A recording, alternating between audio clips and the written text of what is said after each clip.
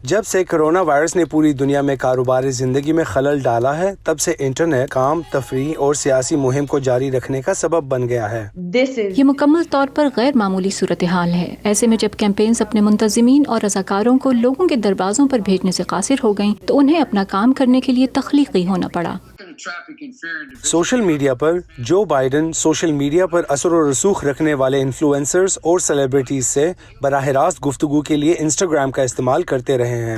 Trump campaign نے ایک on line talk show کی نشریات کا آغاز کیا ہے جس میں ان کے خاندان کے افراد سمیت ممتاز مہمان اور کیمپین کے بہت سے ممبران بھی شرکت کرتے ہیں۔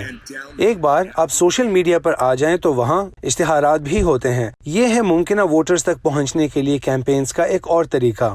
اشتہارات لوگوں سے ان کے ای میل ایڈریس کا پوچھتے ہیں جو ڈیجیٹل مہم کے لیے بہت قیمتی ہو سکتے ہیں۔ اس سے آپ ان کے بارے میں یہ جان سکتے ہیں کہ وہ کون ہیں، اور پھر ممکنہ طور پر آپ اس ای میل ایڈریس کے بارے میں مزید ڈیٹا نکال کر ان کے بارے میں زیادہ جان سکتے ہیں۔ عمر اور صنف جیسی ممکنہ سپورٹر کی معلومات کے ساتھ مہم فیس بک پر ایسے اشتہارات بناتی ہیں جو ووٹرز کے مخصوص آبادی کو اپیل کر سکیں۔ ہم فیس بک پر بہت سارے اشتہار مسلسل چلاتے ہیں۔ ہماری ڈیجیٹل ٹیم کا کہنا ہے کہ یہ اسٹاک مارکیٹ میں ہائی والیوم ٹریڈنگ کی طرح ہے۔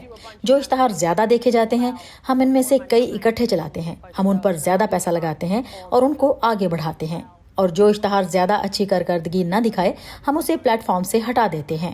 ایک گروپ جو بائیڈن کی حمایت کر رہا ہے وہ بھی اشتہار دے رہا ہے لیکن غیر روایتی پلیٹ فارمز پر۔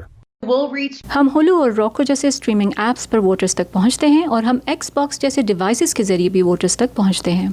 دونوں کیمپینز کے اپنے ایپس بھی ہیں۔ ٹرمپ کی ایپ کو گیم کی طرح بنایا گیا ہے جس میں لوگ پوائنٹس بھی جیت سکتے ہیں۔ 2020 میں جب بہت سے لوگ سیاست کو بطور انٹرٹینمنٹ دیکھ رہے ہیں، کیمپینز ممکنہ ووٹرز کو وہاں ملنے کی کوشش کر رہی ہیں جہاں وہ پائے جاتے ہیں، یعنی ڈیجیٹل دنیا میں۔ الزبتھ لی کے ساتھ Imran Jadoon, voice of America.